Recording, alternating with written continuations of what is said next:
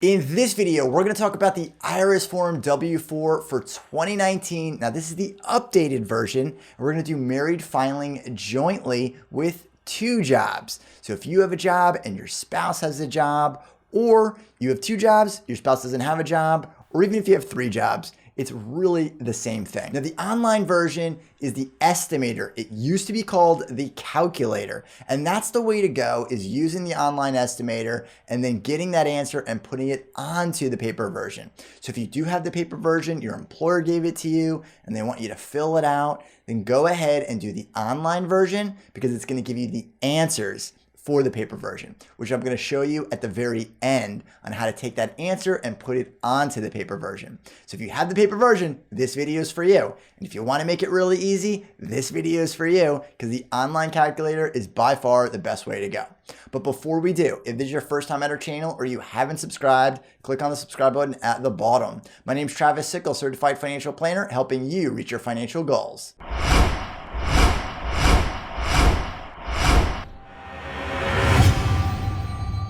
Now, before we go through the online version, I'm going to pull it up on the screen in just a second. But before we do, you need to know this up front. I'm going to go through the walkthrough. Now, there's a lot of different things that are going to change for your particular situation, and I'm going to point them out along the way, but I'm not going to be able to answer every single question in this video. Now, hopefully in future videos or other videos that I have posted, you can get a little bit better information on each of the deductions or the credits. But this is just a walkthrough in order to fill out the IRS Form W-4 as fast as possible for married filing jointly, the 2019 updated version. So here we go. I'm going to pull it up on the screen. So I'll put a link in the description at the bottom, but if you want to search for it, it's IRS W4, and you see the calculator will probably come right up. And as you can see that change right there, it's not called the calculator anymore. It's called the estimator. So let's go ahead and click on that. Scroll down just a little bit, and you can see right there the button says Tax Withholding Estimator.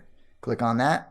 And this is going to be the online estimator. Now, if I say calculator and do married filing jointly, so click off that radio button, scroll down. Can someone else claim me as a dependent on their tax return? And the next question is dependents. Do you plan to claim dependents on your tax return? If you have kids or dependents, go ahead and say yes. If not, click off no. Now, for this example, I'm going to click off no, and we'll revisit it when we come to the credits section so you can see what that looks like. Now, the next question is whether or not you have income. So this is really a fail-safe of whether or not you should even be filling this thing out. Because if you say no, it's going to throw up a red flag, or it's going to ask you if you have pension income as well. But it's basically going to throw up a red flag and say, you have no income. Why are you filling this out? Because this is for the W-4 that you're going to give to your employer to set up for your withholdings, your estimated taxes. So let's go ahead and click off yes up here. And then we can go ahead and choose the amount of jobs that you have. So how many jobs do you expect to hold this year? Now they've broken it down here to make it a little bit easier. They've broken it down between you and your spouse. And also note right there. So let's say we check off one job, but note right here in the parentheses, if you no longer held this job, they still want you to estimate all the jobs that you're going to have. So if you have a job that you're in transition and you previously had a job, then that's going to be two jobs for the year. So it's really important you get that correct because your taxes are based on a 12-month period from January 1st to 12/31. So you want to make sure that is correct. So we're going to check off one job there and then one job there. And on the next screen, it's going to go through and we're going to see it's going to break it down for us so we can fill this out individually. But remember, when you file your taxes as married filing jointly, you're filing them together. So they're basically just going to take those incomes and combine them. Scroll down. Do you have any pension income? For this walkthrough, we're going to say no. And here are all the other ways that you might have additional income.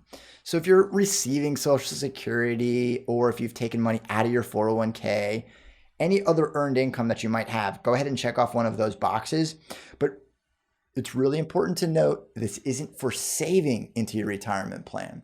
These are only based on the distributions because if you pull money from a 401k or a 403b, it's going to be taxable. In most cases, it's going to be taxable. So you want to make sure that if you are withdrawing money from your retirement plans, that you're accounting for it because it's going to increase your overall tax liability. The next section is going to be demographics. So pretty straightforward here. I'll be 65 on January 1st, 2020, or my spouse will. And if either one of you are legally blind, go ahead and check those off and then click on next. So now we're going to go through the income and withholdings. Do you expect to hold this job for the entire year from January 1st through December 31st? Click off yes right there. And then it's going to say how frequently do you get paid? But let's take a second and check off no. So then you can put in the date. So if this is your second job, or you're transitioning, or you started not on January 1st, maybe you started February 1st or March 1st, then go ahead and you can make that adjustment. Just check off no, and then you can put those dates in there. So we're going to go ahead and check off yes. And then you can put in the frequency. So weekly, 52 paychecks a year, every two weeks, that is going to be 26 paychecks per year. Or if you get paid twice a month, that's only going to be 24 versus once a month. That's going to be 12. So you want to make sure you get that correct. Now, if you're getting paid on something like the 1st and the 15th, that's going to be twice a month. But if you're getting paid on every other Friday, that is going to be every 2 weeks. So go ahead and check off whichever one applies to you, and we'll go ahead and check off twice per month. Now, for this next question, you're going to need your most recent pay stub. The most recent one that you have, not in your possession, the one you actually got paid on. So if you have one from months ago, that's not going to work for this example. You need the most recent pay stub, because the answers you need to put right here are based on that. And what the estimator is trying to figure out is how much you've already withheld, and it can figure out what your withholdings already are and what they should be moving forward, so it can make the right adjustment. In a nutshell, what that means is you want to pay the least amount in taxes. So this is the way to do it. You want to get it as accurate as possible. So we'll go ahead and just pick a date. And for this example, I'm just going to put 11/15/2019. Now you also have to put in the forward slashes, or else it won't populate these other two questions, or two. So now we're going to enter in the total wages you expect to receive this year. Now this number is going to be your gross number. That's the total amount that you're going to earn, not what you're taking home. So that is all after all of the withholdings and the deductions. That's your take-home pay. What this is asking for is your gross number. So that is how much you're earning. So that's going to be, for this example, we're just going to throw in $50,000.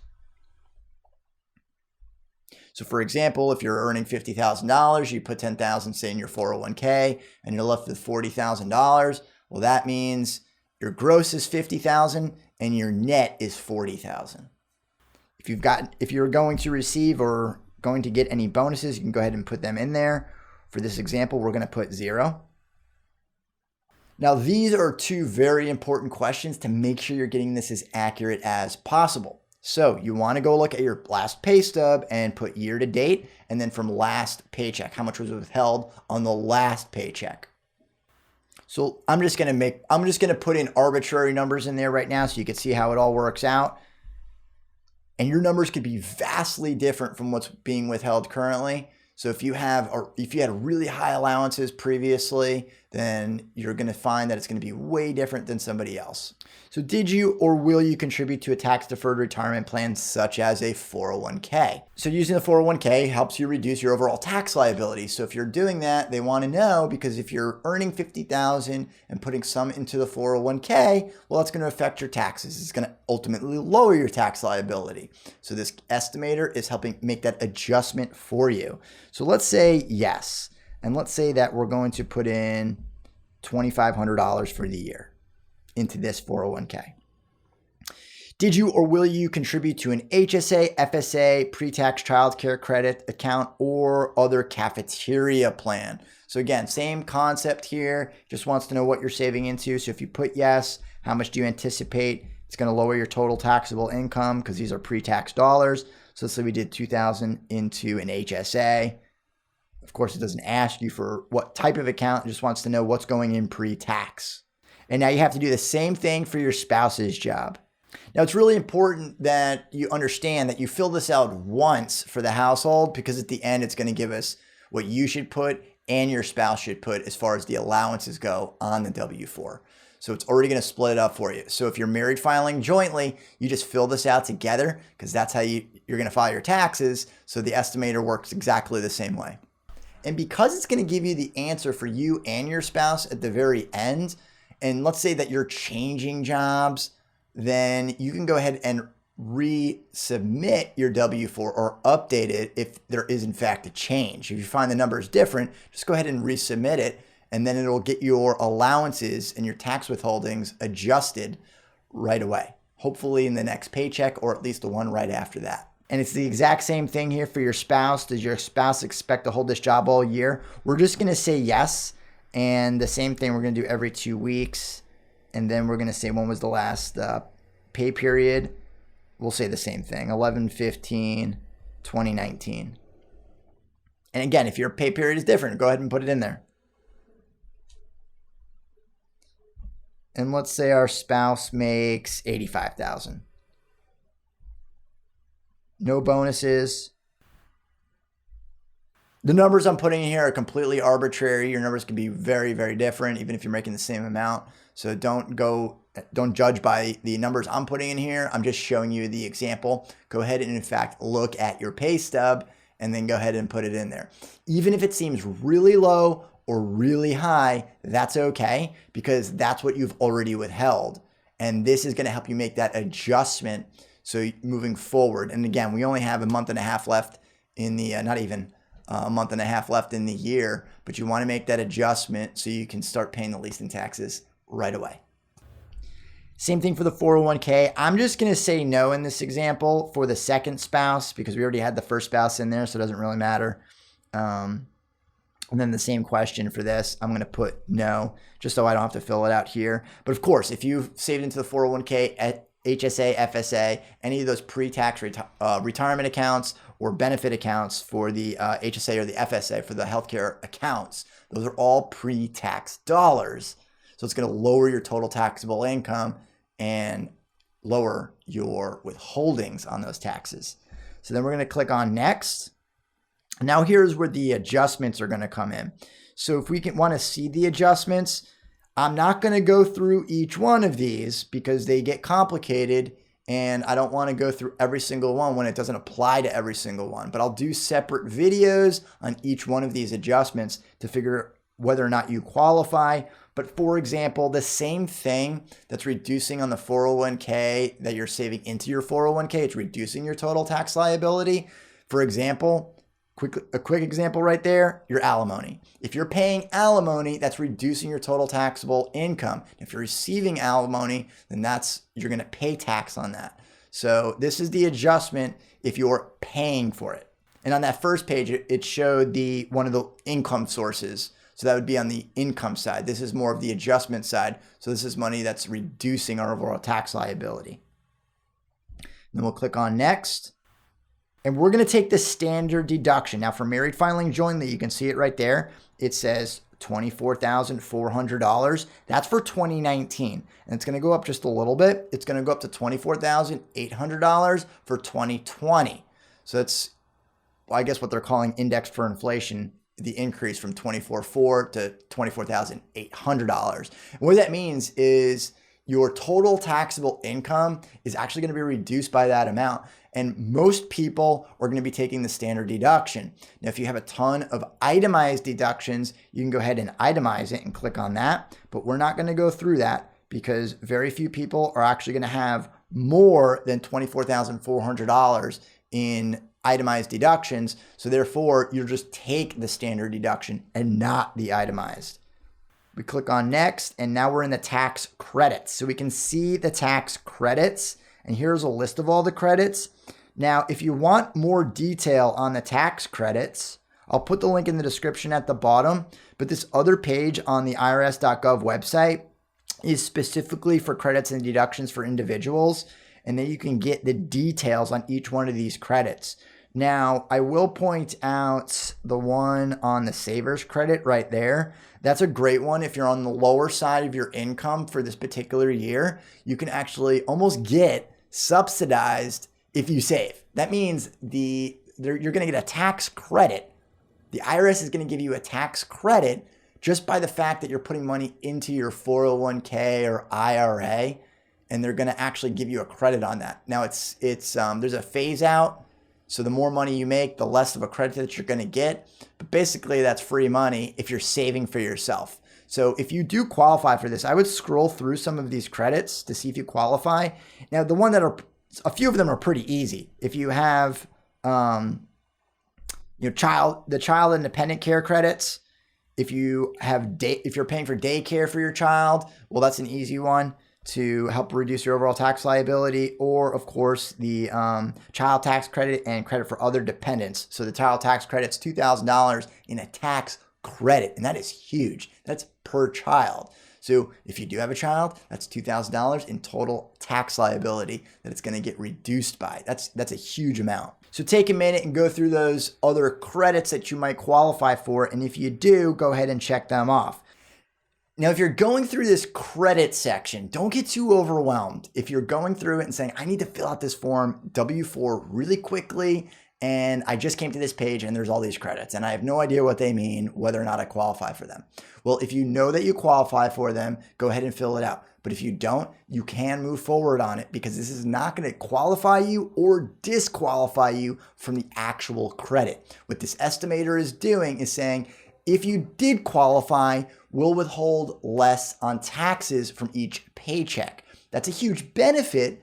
But if you forget it and you do it later on, that means you're just going to get a bigger refund if you're getting a refund. Or if you have a tax liability, that means you're going to have less of a tax liability. So it's going to reduce your total taxes if you qualify. But if you don't check it off here, that means you're going to withhold more in taxes today when you could have withheld less. That's the only difference. So don't lose sleep over this. Go ahead and fill it out to the best of your ability so you can be as accurate as possible. And if you do have a question, go seek out a CPA or enrolled agent, or leave a comment down on the bottom. And hopefully by that time we have videos on each one of these sections. Now this next page is the results page. You finally made it. We're at the results. So here you can see that it's going to give you the snapshot of your total tax liability given your income. So for this individual, we did married filing jointly, and we had one spouse making $50,000, the other one making $85,000. Combine that to $135,000. So you can see that the expected tax withholdings are going to be $5,650. The anticipated tax obligation, though, is $15,059. So the estimated underpayment of $9,409. So we need to make some significant changes from what I inputted here. Not surprising. We scroll down, and then it's going to give you the option. And I really like this update to the IRS estimator, because if you want to get a refund, it's going to give you one way to do it. And if you want to get a zero balance, it's going to give you another way to do it. Let's see if it even made that change. Because we're so close to the end of the year, it's not going to make much of a difference. But you can see there, it does have a difference in how you would fill this out of whether or not you wanted to get a refund or not. So let's go, I would like to get a refund. Let's just see what that looks like. So I'm going to zoom in on it. For a refund of approximately or greater than $500, and it's going to break it down here. You can see that it has the first job and then your spouse's first job. So your first job. Now, if you remember in this example, we only put one job for each spouse. So if you put multiple jobs, it'll still break it down. If you were currently working at the job, or if it was a previous job, well, it's not going to be here for a previous job, but it'll tell you what to do for the jobs that you currently hold. So on line 5, and that is really what we're looking for. Line 5, you look down on the bottom of your W-4, the paper version, you're going to see line 5, and that is your allowances. For this one, we're going to put 0. Now, you might have a really high number. That's okay. The reason we have 0 is because we're not withholding enough, and we need to withhold additional dollars. So that's why you see on line 6, it says enter $1,815. And you might be looking at that and saying, that's a crazy amount. There's no way I can withhold that amount. Well, we didn't withhold very much money throughout the course of the year. So that's why we have a huge tax liability. And this is going to help get us on the right track as fast as possible. But again, this is already more than halfway through November, so we don't have that much time to fix this. If this was much earlier in the year, it would have spread that tax liability through the course of the year, and that's the reason for the IRS Form W-4. And you could scroll down and do the same thing for your spouse's W-4. And look at that. They put a nice little link on the bottom. You can say download a blank IRS Form W-4. If you scroll down right there, you could see line 5 right there and then line 6. So line 6 is additional withholdings. And then you put the allowances on line 5. So because it went to 0, that's as far as it goes. You can't go to negative numbers. So it's going to put a 0 and hold the maximum amount based on allowances and then withhold additional money on line 6. Now, most people are going to put a number on line 5 and just leave 6 blank because they're not going to hold additional dollars. And if your income is actually low enough, then you might be exempt from all withholdings, and that's where you would put on line 7, you can see it says the word exempt. But if we go back to the estimator, you're going to see the word exempt. It's going to tell you to put exempt on line 7. So you'll have all the answers right on that last page of the IRS Form W4 Estimator. And this is the only page that you need to fill out. Just go ahead and put your basic information at the top and fill out lines 5, 6, and 7 based on the answers from the online estimator. Sign it and then just give it to your employer. And if you don't know the answers to 8, 9, and 10, just go ask your employer. They'll have that information. And that's all you need to fill out is this section.